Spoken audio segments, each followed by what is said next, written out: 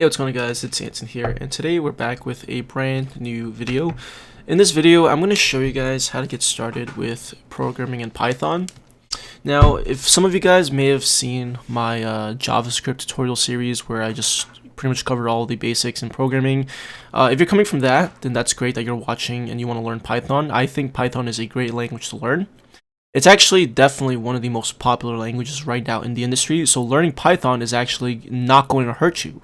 In fact, if you are a complete beginner, Python is one of the greatest languages that you can learn as a beginner because it's very, very easy to just grasp onto. Okay? In this whole video series, we're going to go from beginner to we're going to talk about all of the beginner fundamental concepts. Okay, this is going to be completely beginner friendly.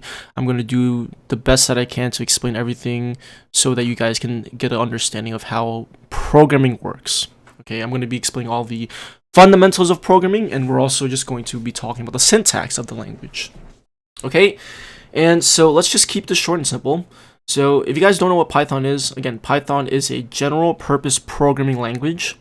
It has many, many different use cases. Okay, data science is actually very, very popular trend right now. It's a very big industry, and in the data science field, one of the most popular languages that they use is Python. So if you want to become a data scientist, or if you want to do some sort of AI, machine learning, some sort of thing, there's a really high chance that you're going to be using Python. So I would definitely recommend that you learn Python, of course, if you want to pursue that career. Okay, but aside from data science, there's also other things that you can use Python for. You can work as a software engineer using Python. There are many companies that use Django, Flask to build out backend services for their websites, for their full stack applications. And you can also actually build out video games. You can build games with Python. Okay, but you probably won't see that case in a lot of different times because most big game development companies use either C++ because it's a very, very fast language compared to Python. Python is an interpreted language, and what that means is rather than writing your source code and compiling it and running it over and over again, Python, every single time you want to run or execute your Python code, it is being interpreted over and over again. So it has to read through line by line, and that's actually a lot slower than a compiled language. Okay, so I'm not going to go into the whole details with compiled versus interpreted because that's not really necessary to understand right now because this is completely beginner friendly. Okay, and yeah, so I think that's really all I need to mention about Python. It's a very awesome language. It's very popular. It's definitely going to help you land a job. And let's go ahead and get started. So the first thing you want to do is obviously you want to download Python because in order to actually execute Python code, you need to actually have an interpreter. You need to have some sort of interpreter, virtual machine, compiler, etc. for any language that you want to execute on your computer. In this case, we need the Python binaries. So you're going to go to python.org. I'm on Windows, in case you guys didn't realize. I'm on Windows. So we're going to go to python.org. We're going to click Downloads. We're going to click Windows. And what you're going to do is you can actually select different versions of Python that you want to download. There are stable releases, which means that these have been tested constantly over and over and over again. And it's stable. Everything's working fine. There are no bugs. Well, there shouldn't be any bugs. And it's pretty much a stable release. There are pre-releases. These are not stable releases, which means that it's still in development mode. There are still a lot of things that are being worked on. So there might be some bugs that you might run into. But again, if you're a beginner, just don't even bother. Just focus on the stable releases. So you can download whichever version that you want. Just download Python 3.8.2. Okay, and we're gonna go ahead and download the executable installer, and we're gonna save it to our desktop. So let's just click save. Now, if you're on a Unix-based system like Mac or Linux, it actually is. I think by default it actually comes with Python installed, but I think it comes with Python 2.7. Now Python 2.7 actually will not be supported anymore. I think they announced that I think last year it's not going to be receiving any more support. So that this is pretty much going to force majority of people to move on to Python 3. So I personally would just recommend downloading and installing Python 3. It should be very easy. I think you can install it the same way on Mac OS, the same way you would install it on Windows. I'm 100% sure. You can actually also use your package managers on Mac or Linux. to install Python. So it's very simple. You can use Homebrew, or I think it's no, not Homebrew, Brew, to install Homebrew Python. You can use Brew to install Python, which is pretty awesome. If you don't have Brew, of course, there are other ways to install.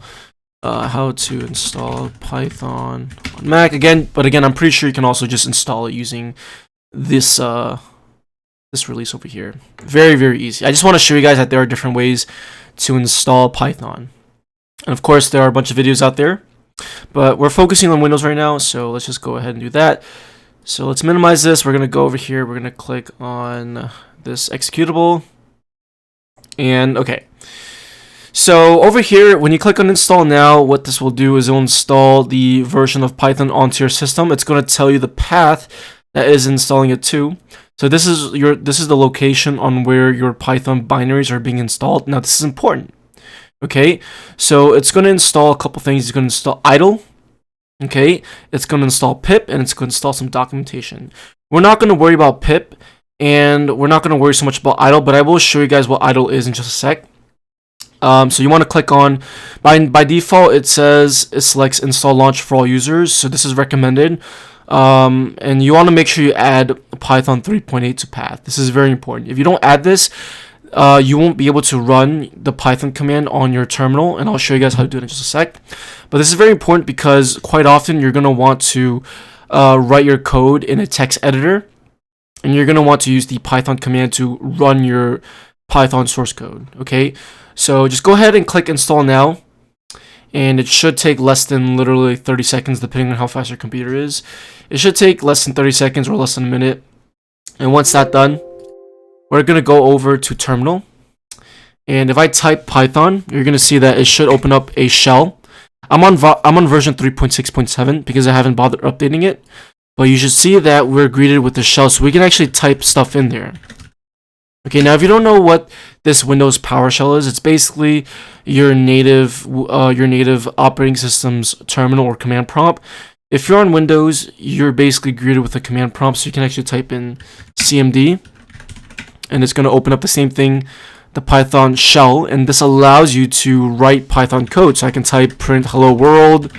Okay, I can type some basic Python code. And obviously, I'm not explaining what this is because I'm just showing you what you can do. This is just all Python syntax.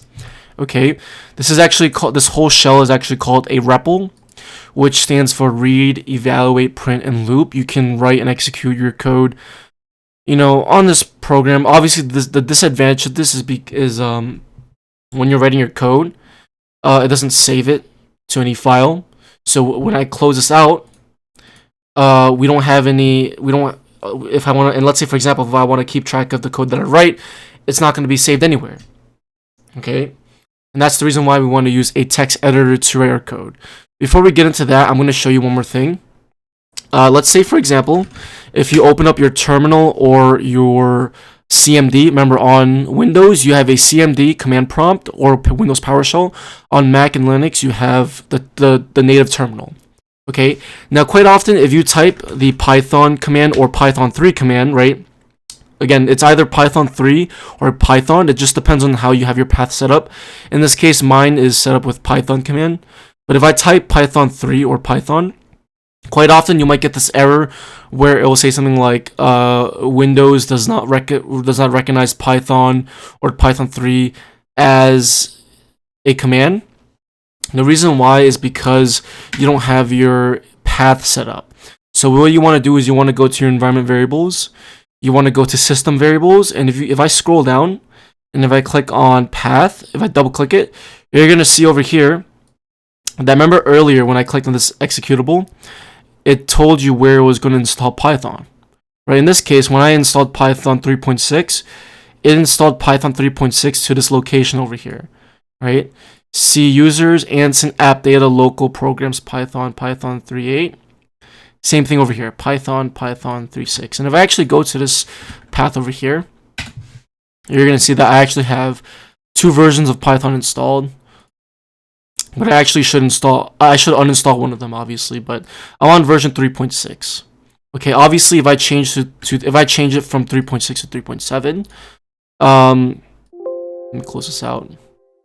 If I get rid of the path over here, if I update it to 3.7, and if I click OK, if I exit this out, and if I click this again, you're gonna see now instead of Python, the actual command is Python 3. Or actually, why is that the case? I think this might actually not be. Oh wait, I apologize. No, that's actually not a correct installation. I think I actually uninstalled 3.7. Yeah, I don't know why I don't know why I have this folder over here, but you can see that 3.7. This is actually not an actual binary, so don't worry about that. But you can see that right now, if I try to type in the Python command, it's opening up the Microsoft Store. That's because we don't the system doesn't recognize Python as an actual command. It doesn't recognize the binaries. But again, to fix that, you just gotta pass in. You just gotta update your path. Okay. So we're gonna do that real quick. And on Mac, it should not give you that issue, but if it does, it should be very easy to set the path on Mac. Unfortunately, I'm not on Mac right now, but you could just look up a quick video on how to set the path for Python on Mac, and it should be very easy. But if you are having trouble, I have done it before, just let me know in the comments or join my Discord server, and I'll try my best to help you guys out. So let's click this, with that. We need to restart.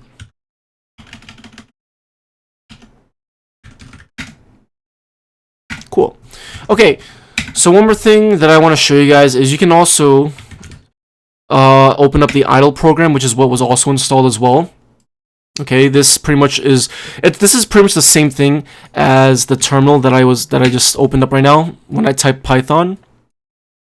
This is the same exact thing, right? The only difference is that this gives you a bunch of other features, such as you can say, I'm pretty sure you can also save. I'm pretty sure you can do the same functionalities over here. I'm not sure though, but pretty much we can do the same thing. We can type our Python code. I can, set variables, evaluate them, etc. It's the same exact thing. You can save your output. You can do a bunch of different things. It's the same exact thing. Okay? But one thing that I do want to mention is that you don't want to write your code in a shell. It's very good for testing, very quick things. But the recommended way, the best thing that you should do is writing code in a text editor and saving it. Okay? Now, of course, you could use Notepad to write your code, but I do not recommend that. I recommend using a text editor like Visual Studio Code, a very, very popular, rich text editor that supports a bunch of different languages, it has a bunch of different features, and it's very good. Okay, so I would recommend just downloading it, installing it. Once you have it installed, we're going to open up our terminal, and we're going to go ahead and navigate to our Documents folder on Windows. And I'm going to make a directory called Python Tutorials Series. And I'm going to change my directory. I'm going to cd into it. And I'm going to type in the code command. So if you install Visual Studio Code, by default, it should add the code command to your path. If it doesn't, you can set the path to it. But I'm going to write code dot. That should open up the folder in Visual Studio Code. If it doesn't, if you don't have the code command set up, all you got to do is just go to Visual Studio Code. This is what it looks like. You can click File, you can click Open Folder, and you can select the folder that you want to open. Okay. You can click New File over here to create a new file, and you can just type stuff in like normal text editor. We can right click the Explorer over here. We can click New File, and we can create a simple let's see, test.py file, right? Since we're writing code in Python, we want to make sure that our extensions are ending with a .py. Okay? And I can write a simple print hello world, and I can open up this terminal, and I can simply just say Python. That's the command. Okay, so for me, if you have Python 3 or if you have Python 3 installed, or if you have a command set as Python 3, you would type Python 3. But if for me it's Python, so for you it might be Python or it might be Python 3. But you're going to type Python test.py, which is the name of the file we want to execute, and it's going to execute hello world, just like that. Very simple. Okay, there are a bunch of things that you can do with Visual Studio Code, but at the very basic level, the only thing you need to know is how to type stuff in Visual Studio Code, which is very easy, right? You can also open up a terminal in Visual Studio Code right over here.